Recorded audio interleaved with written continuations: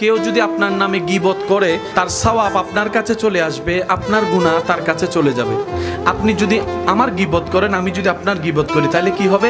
আমি যখন আপনার নামে গীবত করব, আমার সওয়াবগুলো আপনার কাছে চলে যাচ্ছে, আপনার গুনাহগুলো আমার কাছে চলে যাচ্ছে। এবার সওয়াব তো আমি নামাজ কামিয়েছি তো জান্নাতে যাওয়ার জন্য, কিন্তু আপনার গীবত করে করে আমি যে কখন সওয়াব আপনারে দিয়ে দিয়েছি আমার কোনো খবর। হাসরের ময়দানে যাওয়ার পরে যখন আমার আমলনামা আসবে, আমি তো জানি 50,000 ওয়াক্ত নামাজ আছে আমার, কিন্তু ওখানে যাইয়া দেখলাম যে ভালো করে 5 ওয়াক্তও নাই। কি রে, এতগুলো নামাজ গেল কই?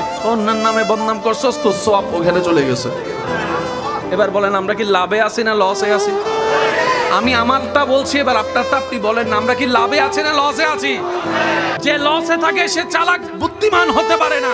সেজন্য রাসূল পাক সাল্লাল্লাহু আলাইহি ওয়াসাল্লাম সাহাবাদেরকে এমনভাবে গঠন করেছেন, বাহিরের সাইডটাও গঠন করেছেন, ভিতরের সাইডটাও গঠন করে দিয়েছেন।